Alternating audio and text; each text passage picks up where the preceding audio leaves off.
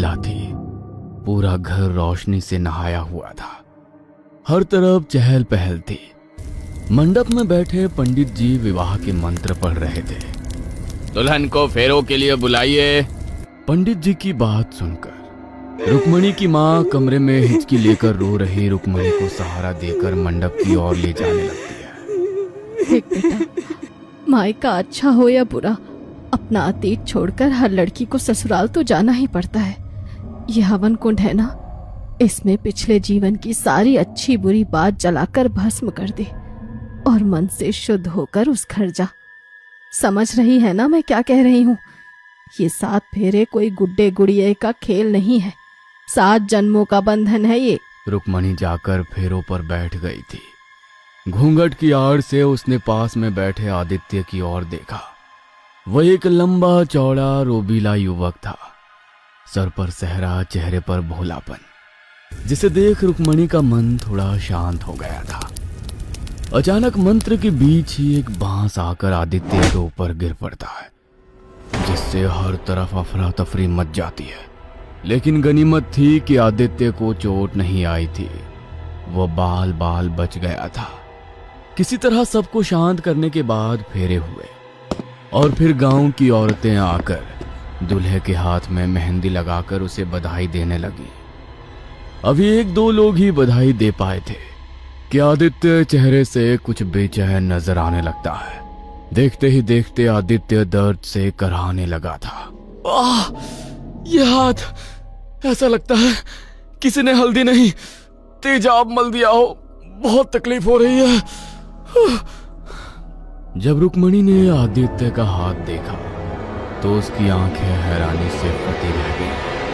वाकई उसकी हथेली पूरी तरह से झुलस गई थी और शरारतवश उसके कुर्ते पर लगाए गए हल्दी के निशान लाल रंग के खून से सने निशान में बदल गए थे। क्या गलती हो गई हमसे? एक के बाद एक ये कैसे अपशगुन हुए जा रहे हैं। बड़ी माँ को फोन कर दिया है, वो कुल देवी की पूजा की पूरी व्यवस्था कर देंगे। विदाई के बाद बहू और आदित्य के हाथ से सबसे पहले कुल देवी को पूजा अर्पण करेंगे। देखना सब मंगल होगा। ये खून से सना कुर्ता पहनकर तो मेरा बेटा यहाँ से विदाई ना करेगा। न जाने कहाँ से ये खून के धब्बे। यकीन मानिए कोई अनिष्ट नहीं होगा, ये विधि अकाट्य है।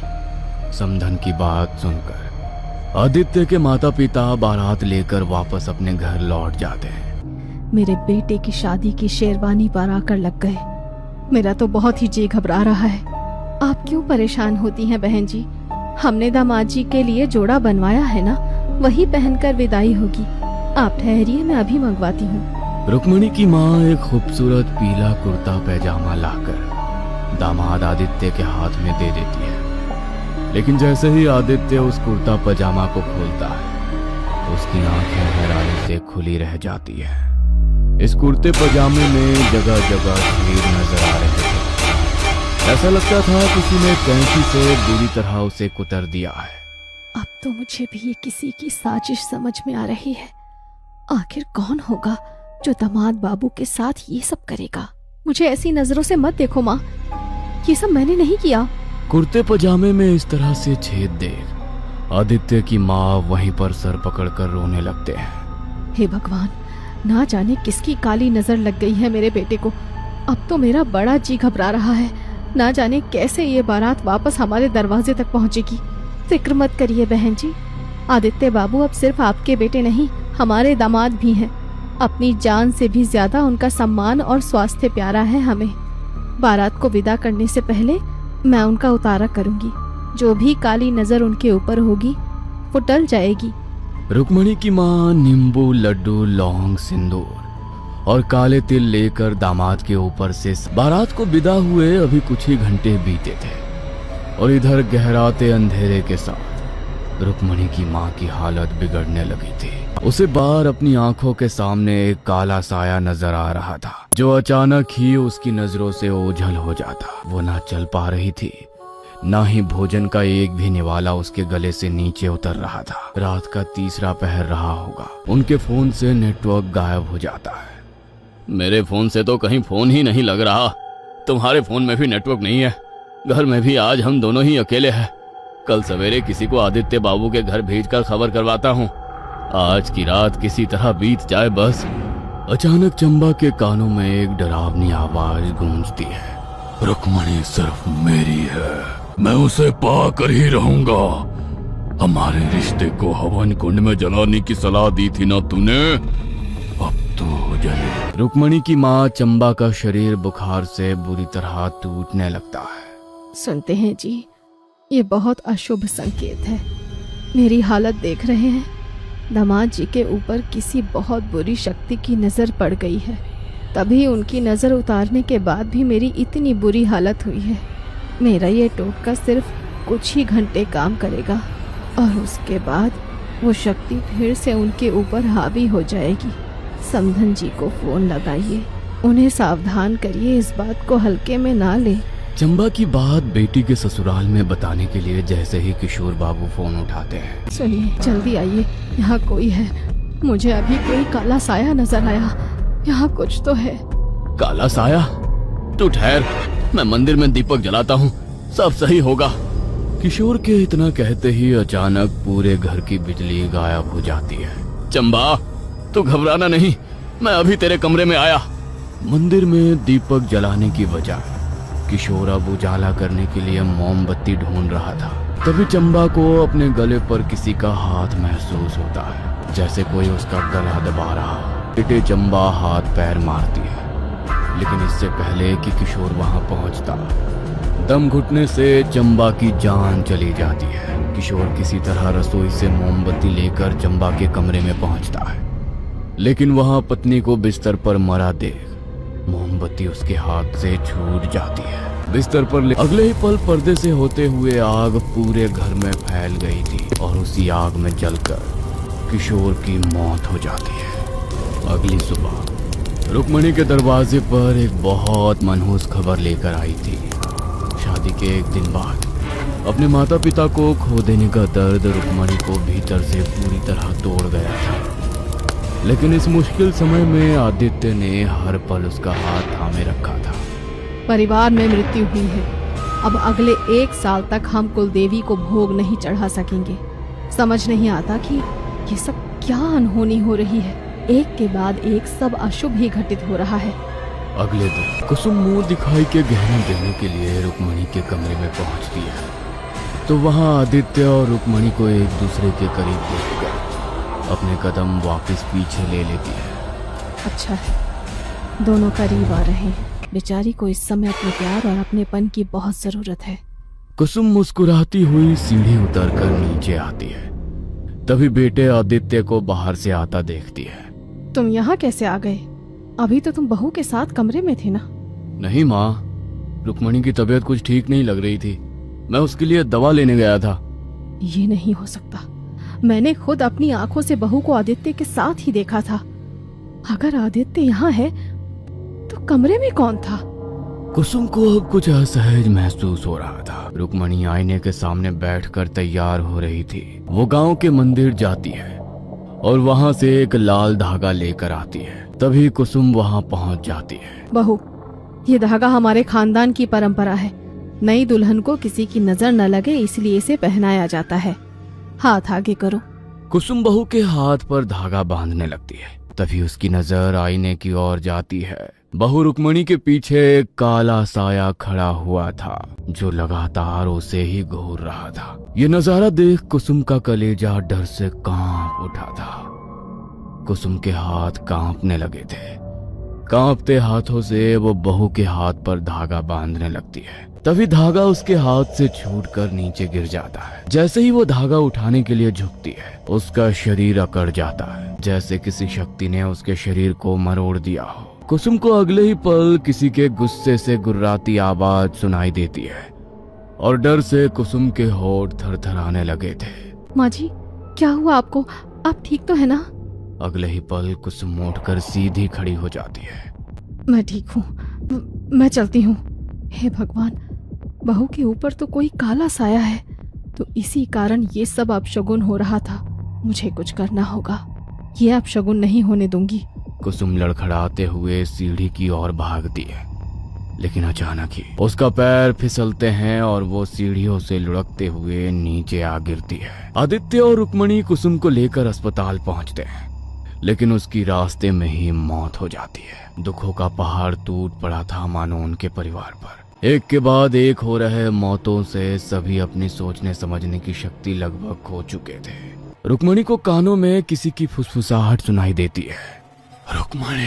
दिन ढल गया था। रुक्मणी अपने कमरे में अकेले खिड़की के पास बैठी अपनी किस्मत पर आंसू बहा रही थी कि अचानक ही एक ठंडी हवा का झोंका उसके कानों को छू देता है। अब बस वो आदित्य बचा है, उसके बाद हम दोनों को एक होने से कोई नहीं रोक सकेगा। यह आवाज सुनकर रुक्मणी की जान मानो हलक में अटक गई थी। घबरा कर वो चारों ओर देखने लगती है। तभी रुक्मणी को पर्दे के पास एक काला साया नजर आता है। घबराओ नहीं, मेरे होते हुए वो आदित्य तुम्हें हाथ भी नहीं लगा सकेगा।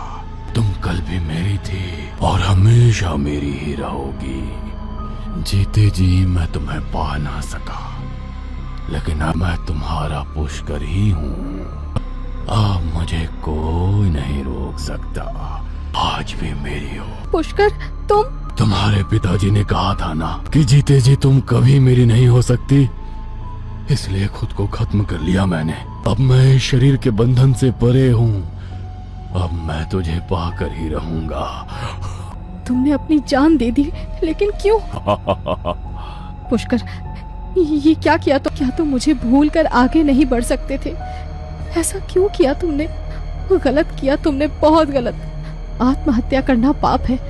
तुमने बहुत बड़ा पाप किया है। मैं तुम्हें इस पाप के लिए कभी माफ नहीं करूंगी। आदित्य के परिवार वालों को मेरे बारे में बताना चाहते थे तेरे माँ बाप, इसीलिए दोनों को मार दिया मैंने। मेरा बदला पूरा हुआ और वो कुसुम तुझे मुझसे दूर करने के लिए धागा बनवा कर लाई थी। जो भी हमारे बीच में आएगा उसे मरना पड़ेगा, समझी ना तू? डरो मत, तेरा आदित्य अब जिंदा लाश बनकर जिएगा और उसके शरीर पर कब्जा होगा मेरा। अचानक ही पुष्कर की आत्मा वहां से गायब हो गई थी। मुझे कुछ करना होगा। आदित्य मेरा सुहाग है। अपने अतीत को हवन कुंड की पवित्र अग्नि में स्वाहा करके इस रिश्ते को मन से स्वीकार किया है मैंने। अपने सुहाग की रक्षा करने के लिए मुझे अपनी जान भी देनी पड़ी तो मैं पीछे नहीं हटूंगी, चाहे जो हो जाए। पुष्कर आदित्य का कुछ नहीं बिगाड़ सकेगा। रात गहराती जा रही थी। आदित्य माँ की अस्थियां विसर्जन करने के लिए पिता के साथ हरिद्वार गया हुआ था। रुक्मणी ने तय कर लिया था कि अब डरने का नहीं, लड़ने का समय है। वो सीधे घर के मंदिर में गई, कांपते हाथों से दिया जलाया और मंदिर से सिंदूर लेकर उसे देवी को अर्पण करने के बाद अपनी मांग में सजा लिया। कुलदेवी माँ, अब कोई हमें नहीं रोक पाएगा। मुझे ये सोचकर घिन आती है कि मैंने कभी तुम्हारे जैसे आदमी से प्यार किया था। प्यार त्याग करना सिखाता है, किसी की जान लेना नहीं सिखाता। खबरदार जो मेरे पति की ओर आंख भी उठाकर देखा। बातों का समय खत्म। अगर सच में इस घर की रक्षा करती हैं। अचानक हवा तेज हो गई और उसी हवा के साथ कमरे का दरवाजा जोर से बंद हो गया। तो आज मेरी भी रक्षा कीजिए, मेरे सुहाग की रक्षा कीजिए। जैसे ही उसने प्रार्थना पूरी की, मंदिर की घंटी अपने आप बजने लगी। आदित्य को जाना ही होगा। रुक्मणी ने पीछे मुड़कर देखा। ठन ठन पीछे से वही आवाज गूंजी, देवी देवता भी अब तुझे नहीं बचा सकते रुक्मणी। इस बार पुष्कर का साया पहले से भी ज्यादा भयानक था। लाल आंखें, जली हुई त्वचा और एक डरावनी मुस्कान, लेकिन उसकी आंखों में अजीब सा खालीपन था, जैसे उसमें कोई और हो। आदित्य। आदित्य के होठ हिले, लेकिन आवाज पुष्कर की थी। अब यह शरीर मेरा है। आदित्य लड़खड़ाते हुए उसी वक्त आदित्य भी कमरे में आ गया। धीरे रुक्मणी की तरफ बढ़ने लगा। तभी रुक्मणी को अपनी माँ की बात याद आई। हवन कुंड में अतीत को जला देना। उसकी नजर हवन कुंड की राख पर पड़ी, जो हवन के बाद अभी एक थाल में रखी थी। रुक्मणी ने झट से राख उठाई। जिस अग्नि में अपने अतीत को जलाकर मैं पवित्र हुई, उसी की शक्ति से मैं तुझे मुक्त करती हूँ। राख आदित्य के शरीर पर गिरते ही वो जोर से तड़पने लगा। नहीं, और मंत्र पढ़ते हुए आदित्य की ओर फेंक दी। ये नहीं हो सकता। कमरा कांपने लगा और पुष्कर की आत्मा उसे सामने दिखाई देने लगी। तूने भी धोखा दिया। दीवारों में दरारें पड़ने लगी। आदित्य बेसुध जमीन पर गिर पड़ा, जिसने पुष्कर को मरने के बाद भी इस लोक में बांध कर रखा हुआ था। मैं सच्चा प्यार करता था तुझसे। ये प्यार नहीं, जुनून और स्वार्थ है। तुम तो प्यार का मतलब कभी समझे ही नहीं पुष्कर। प्यार त्याग का नाम है, किसी की जान लेना प्यार नहीं। मुझे तुमसे प्यार नहीं है, नहीं है प्यार। मैं बस अपने पति से प्यार करती हूँ। एक शादीशुदा स्त्री के सिंदूर में बहुत शक्ति होती है और आज मैं तुझे इस शक्ति का एहसास कराऊंगी। रुक्मणी का प्रेम ही था। जैसे ही रुक्मणी ने कुलदेवी को साक्षी मानकर पुष्कर के प्रेम को ठुकराकर आदित्य के नाम का सिंदूर अपनी मांग में भरा, पुष्कर की शक्तियां कमजोर पड़ने लगी। अचानक मंदिर का दीपक पूरे लाव में जलने लगा। रुक्मणी ने मुट्ठी में सिंदूर भरकर पुष्कर की ओर उछाला और ठीक उसी समय पुष्कर हमेशा के लिए वहां से गायब हो गया। शायद प्रेम के बंधन से वो मुक्त हो गया था और उसी के साथ पुष्कर बुरी तरह चीखने लगा।